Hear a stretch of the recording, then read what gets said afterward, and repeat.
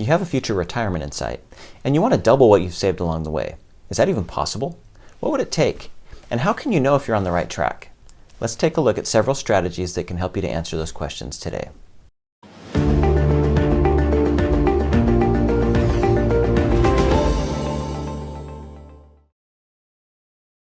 My name is Jeremy Curtis, co-founder and advanced planning strategist here at Lightstone Wealth Planning Solutions. I have a JD, a master's in financial planning, and am a certified financial planning professional. Today we'll talk about advanced strategies in the area of investing, particularly the mathematics of investing. Basically, the mathematical factors that are behind what it takes to invest successfully are identifiable and quantifiable.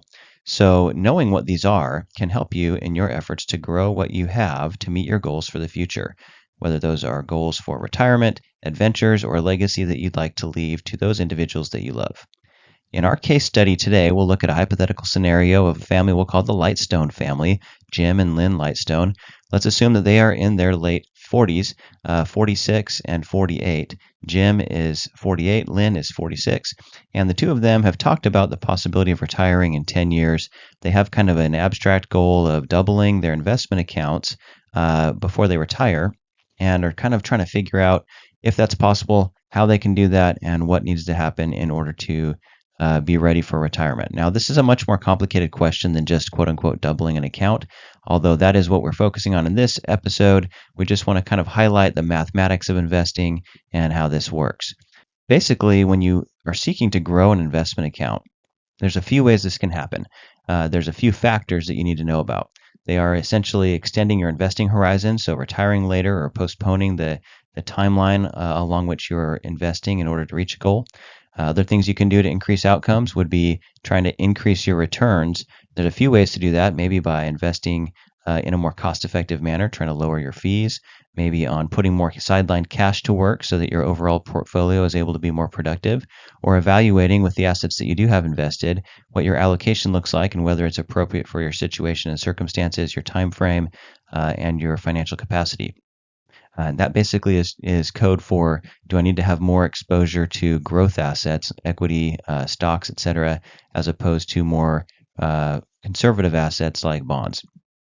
The other thing that you can do is try to contribute more to your account prior to reaching your goal. In other words, am I saving as much as I should be in preparation for reaching that objective or that deadline, that time horizon that I have set for myself? And we'll talk about different ways that you can save more.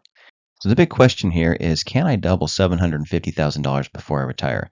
Basically, to give a little bit of color to this situation, let's assume that Jim and Lynn Lightstone, our hypothetical clients, have about $750,000 of investment assets. They have other things on their balance sheet. They own some commercial real estate that is producing some income. They do have some cash in the bank and other assets, their home. They've got a small mortgage on their rental property. But the big takeaway here is that they want to see what they can do with their investment assets, with their financial assets. These assets are comprised both of qualified accounts and taxable accounts, a 401k, a brokerage account, and some sidelined cash in some money market funds. At Lightstone, we focus on several different planning areas. Everything is centered on a personalized, coordinated financial plan that's central to the decision-making process by modeling out things like cash flows and growth rates and the impact of taxes, inflation, interest rates, all those things. We try to model out with reasonable assumptions the long-term potential trajectory of someone's wealth and their cash needs, both contributions to their cash and investment accounts and withdrawals from those accounts in retirement. And we use that as the central chassis to help in making informed projections and long-term decisions today. In addition to that, we focus on several other important planning areas related to these boxes represented on our graphic here: taxation, protection, estate planning, and investment planning. Our discussion today will focus more on kind of investment strategies, but more particularly on the mathematics of investing and how the different factors that lead to growth in the long term are important to know about because they influence the decisions that you make from a planning perspective today on the way to meeting your financial goals and objectives. So let's assume that these clients, Jim and Lynn Lightstone, this hypothetical case study couple, come to visit with us, and their primary concern, or one of their concerns that they would like to have addressed is, I have this $750,000 and I've got some time before I retire. What would it take to double that? Well, let's talk about some of the factors that can influence the growth of an account and growth of investments over time. While there are no guarantees, and obviously past performance does not predict future results, there are certain mathematical factors that influence projected returns. And these factors can help with financial and investment decision making. Basically, the inputs for what we call the time value of money, this is basically the mathematical formula in the world of finance for projecting investment growth, are as follows. So these are the factors: the length of time invested, the amounts contributed, both initially, the initial balance contributed to an investment account, and the cash flows added to it on an ongoing basis as part of a savings program, and the expected rate of return that someone has. Knowing this is important because if you want to grow assets like our clients in this hypothetical scenario want to do, you would need to do the following things. They could look at extending their investment horizon, basically delaying their retirement goal a few years, maybe saving a little bit longer, growing a little bit longer, allowing for more compounding, and not taking assets out in a down market. So if they get close to retirement and they're approaching their target date and there's a sort of decline in the market right before that, that might be worth them looking at that and saying, is it worth delaying retirement for a year or two to spend a little bit less in retirement, to not pull funds out in a down market, and to allow time for the market to recover and to potentially be in a better spot when we do enter onto the retirement landscape. They could also try to spend less to save more. So that's both before retirement and in their expectations and goals in retirement. All of that can be modeled in their financial plan. If they spend less today, they should have more surplus. And if they put those dollars to work, adding to their investments on a regular basis, that will help them to grow more and more productively towards their goal. They can also try to earn more to save more. So what does that mean? Well, they could try different things. Potentially they could look at trying to upgrade their job, or trying to find a side hustle or a second job, or even picking up a retirement job that maybe they didn't expect. And sometimes people do that and they really enjoy it. It's sort of a way to have continued identity and purpose in retirement, but maybe not at the same breakneck pace that they had before retirement.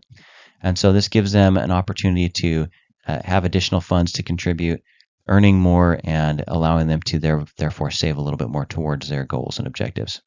The next thing they could look at here is trying to increase returns. Now, there's different ways to do this. You don't just dial returns up and down automatically. It's not like you just sit down and switch a switch and say, well, I want more returns. So boom, I'm going to push this button and that's going to happen. But there are certain factors that can influence the returns that someone does get on their portfolio. For example, paying less to invest. Are there ways to invest to lower fees to reduce the cost of being in the market and the cost of being exposed to investments that can give you a higher net yield and net return on your assets? Another way to increase returns is by putting idle cash to work. If you have funds that are sitting on the sideline that aren't doing anything for you, this would be a good time to take a look at that and see if they have a purpose and if there's a reason for that, and to talk about the planning objectives around this and make a decision as to whether maybe you should have more of your funds involved in your portfolio. Another way to increase returns would be by simply striving to optimize the allocation and risk return profile of your entire portfolio. This isn't just about looking at one asset in isolation or one investment in isolation, but looking at the entire portfolio. What this translates to is maybe you have less exposure to equity and growth assets than you should have for your goals and objectives. Or maybe you have the capacity to bear a little bit more risk. Or maybe you're being a little bit over conservative. Now, there are situations where taking less risk is extremely important, and all of these decisions should be made in a very personalized manner that takes into account the entire scope of your financial situation as well as your individualized circumstances, goals, and objectives. So I've switched over to share my screen with you to show you some examples of how these mathematical principles behind time value of money and behind investment growth work together, just to highlight a few examples. So what you see on the screen here is a very simple investing calculator where we basically have the starting balance right here, $750,000 that our clients would like to contribute or start with. Their current ages are 48 and 46, so we'll just use the older of the two as our starting benchmark here. And they want to retire, they say, in about 10 years. This is not a hard and fast goal. It's just sort of a back of the envelope projection. They say, hey, is this possible? And what would it take? And is that a good idea? And that's all part of what will help them to model out. But basically, just to give them a big picture idea of how investment growth works. Remember, there's a few factors that underlie how investment projected growth can be modeled. And those are time horizon, basically, how long do you have from now until the event? So in this case, if they're trying to retire in 10 years, they have a 10-year horizon. The other factors are the amount of additional savings as well as the amount initially contributed. So if they have an additional savings goal, are they adding to that regularly, or are they spending everything they earn instead of allocating part of their earnings every year towards future goals. And then finally, the rate of return that they are netting.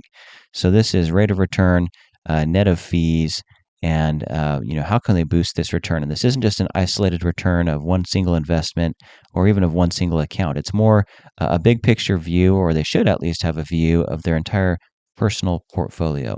So what does their portfolio return look like, and how is it influenced by things like modulating the fees that they're paying, modifying and modulating their allocation, maybe putting more of their dollars to work and having less cash sidelined, etc.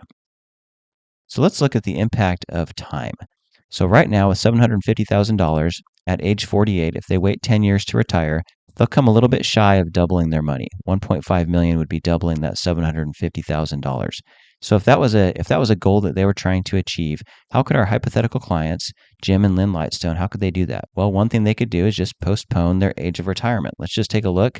If they postpone by 2 years, that puts them over the goal. So that gets them past that 1.5 million just by postponing retirement and allowing a couple more years of compounding to take place, which also helps them on the other end in retirement, which isn't modeled here, but it's less cash flow coming out of their retirement portfolio and would help them in the long term to improve their prospects and probability of succeeding in accomplishing all of their goals. Okay, so let's change this back to 58. How else could they get over 1.5 million? If they want to double their money, they've got about 10 years. What else could they do? If they were able to come up with $7,000 per year, which is $583 per month, maybe if they could find a way to lower their expenses, a way to increase their income, maybe a way to pick up a side job or a side hustle, or to modify some of their goals right now so their future self can thank their present self. There's different ways they could do this, but if they can find a way in their budget to lean up or to free up or to minimize excess unnecessary spending, they could contribute additional dollars, and that alone would also help put them over that hurdle of $1.5 million or doubling their money in their given time horizon. So what else could they do? Well, we talked a little bit about pushing out the horizon, extending the period over which they're investing. We also talked about the prospect of saving a little bit of additional funds. What about rate of return? Now, is there anything they could do to show a higher projected rate of return? Again, past performance does not guarantee future results. We're not predicting the future here. But if we use the mathematical model and we're modeling a 6.5% rate of return, and that's net of fees, is there anything that we could do to raise that rate of return? Well, if they can find a less expensive way to invest, or maybe they're DIY investors who want to do their investing on their own, they may be able to invest similarly to the way they would be if they were using an advisor and could increase their rate of return by, say, 1%. Maybe this portfolio rate of return also is increased by putting idle cash to work. Maybe part of their portfolio is dollars that are sitting on the sidelines that aren't really doing anything. So their portfolio is being dragged down, or their portfolio rate of return is being dragged down by money market funds or cash that's sidelined. Another way they could do this is by simply evaluating their ability to take risk. Is their portfolio allocation appropriate for their circumstances, for their needs and desires? Does it match their ability to take risk or their time horizon? Is there enough equity exposure? Do they have enough in stocks and in long-term growth assets? So those are a few different things they could do just by modulating their rate of return up through some of the things that we've talked about. That also gets them over that 1.5 million hurdle. So what would happen if they did all of these things? So remember, in our initial scenario, we had them at an estimated rate of return of 6.5%, retiring in 10 years, and not adding anything to their savings between now and then. What if they changed all of these things? What if they postponed their retirement by 2 years?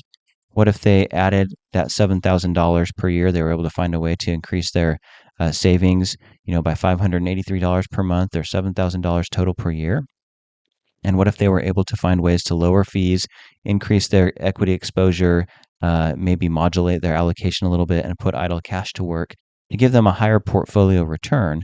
All of those things together would get them well beyond their $1.5 million goal, and they'd start pushing out almost up into the $2 million range. Here's an interesting thing just to be aware of. When we talk about the time value of money, basically the calculation that's showing the end balance that someone could have given a bunch of assumed rates of return and all these other factors that we're looking at today, one of the things that has a big impact is simply time. So even if they extended this a little further, let's say, we don't really have to retire super early. We're okay retiring a little bit later. Instead of just waiting 2 years, what if they waited 4 years? So instead of 58 where they initially were, what if instead they postponed their retirement to age 62, so thereby waiting 14 years to retire? And that puts them at 3 times their initial balance, or just shy of 3 times their initial $750,000 amount. So basically, these are the factors. This is the decision-making framework. How long do I have before I need my funds? Can I postpone that timeline? Do I need to postpone that timeline or not? How much am I contributing on an ongoing basis in savings? And what does my rate of return look like? Is there anything that I can do to put idle cash to work? Am I appropriately invested in a way that meets my goals, needs, and objectives? Am I taking enough risk? Am I taking too much risk? Sometimes we have to dial this down a little bit. But even with the risk that I am taking, am I paying too much in fees? Is there a way to invest in a similar way with a similar long-term profile and performance in a more cost-effective manner that can actually help me to boost my net returns? Those are several different factors to take into account, all of which can contribute towards the objective of growing one's assets for the long term. So what are the takeaway lessons from our discussion today? Well, basically the mathematical model for investment growth is based on 3 primary factors: time invested, amounts invested, and expected return.